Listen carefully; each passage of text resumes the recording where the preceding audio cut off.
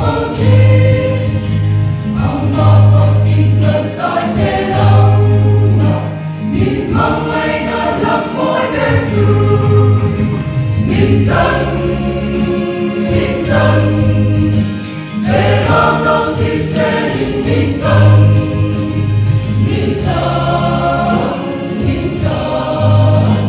satu lata lata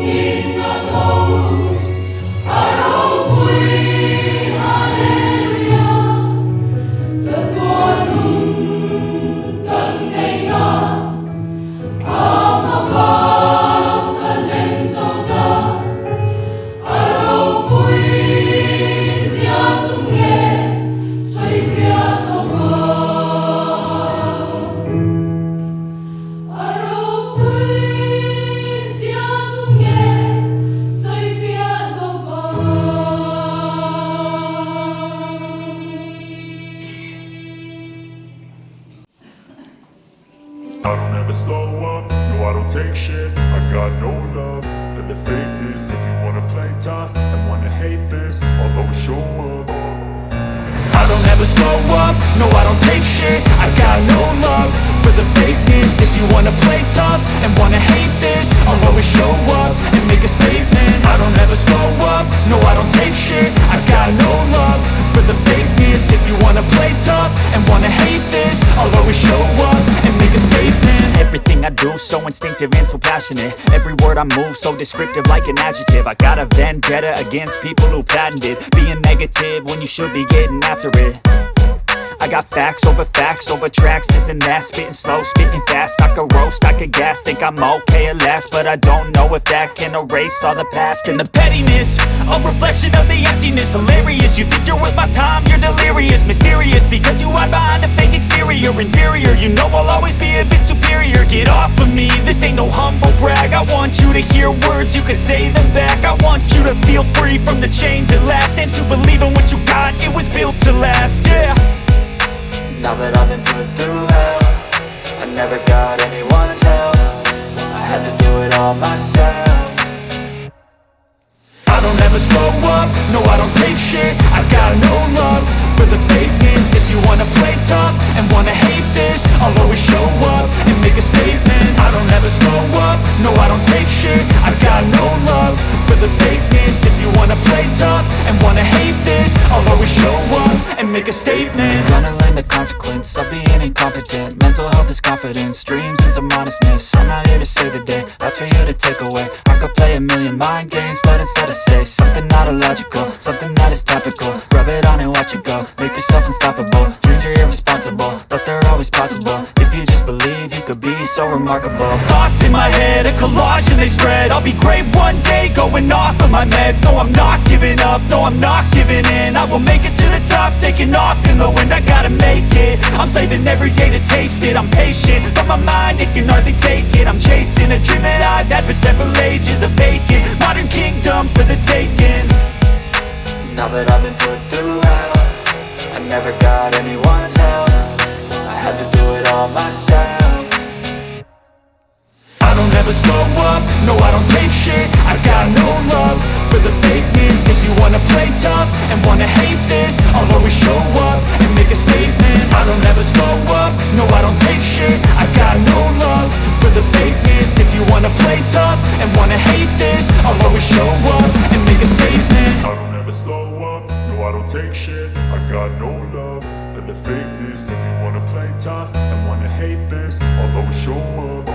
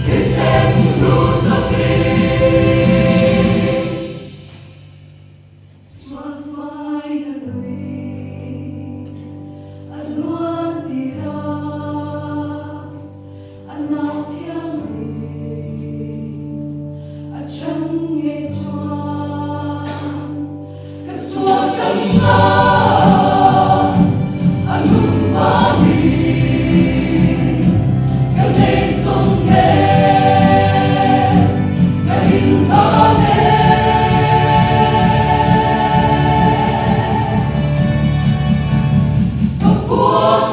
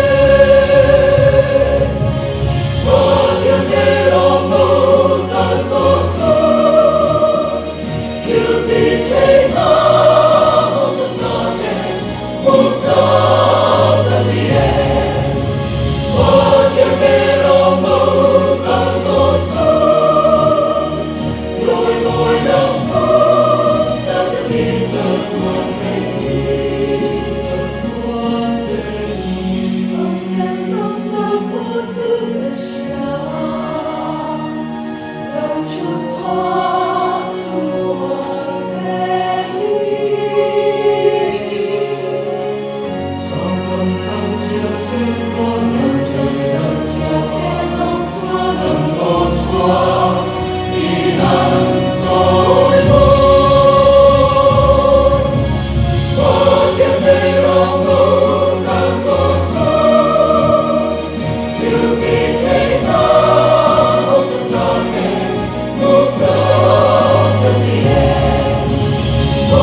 không bỏ lỡ